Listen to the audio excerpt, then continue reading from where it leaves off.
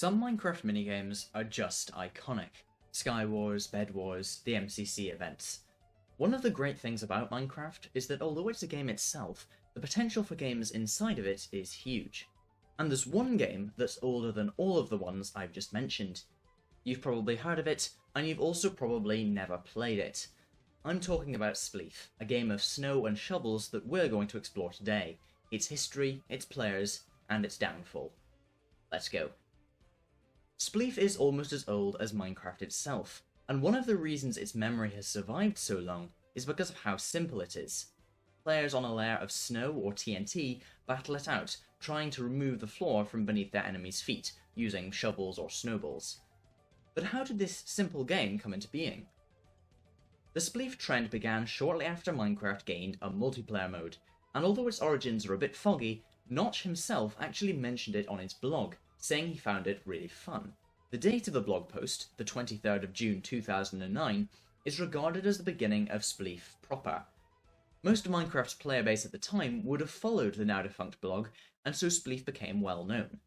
Over the next years, Spleef would explode due to well-known Minecraft YouTubers like Stampy and popular MMOs making videos on it. Even in more recent years, Spleef still has a considerable number of YouTube videos where more influential YouTubers like Skeppy create Spleef-based challenges for their viewers. But Spleef's success on YouTube makes it really strange that Spleef isn't actually played by most of the player base. I mean, think about it. You may have played Bow Spleef or Ender Spleef on Hypixel, but regular old simple tactic Spleef? To understand why Spleef isn't popular anymore outside of specific YouTuber events, we need to go back to what we were saying about the history of the game. After initial success on YouTube, Spleef became a bit of a phenomenon. A lot of multiplayer servers sprang up, offering Spleef as a competitive game mode. And this was very successful at first. As late as 2016, the Legacy console edition of the game added the Tumble game mode, which is basically Spleef under a different name. If the official game itself was adding Spleef modes to some editions, surely this game would remain popular forever. But Spleef didn't, and if you search around today, there are only a couple of servers which offer classic Spleef at all, and even those have Spleef player bases of below 20. So why has Spleef died? I want to give two reasons why. Number one, Hypixel. Hypixel is the biggest server in Minecraft history. It offers a ton of unique minigames. And two of these we've already mentioned. Bow Spleef, which features a ton of power-ups, and Ender Spleef, which again is totally different from the classic version of the game.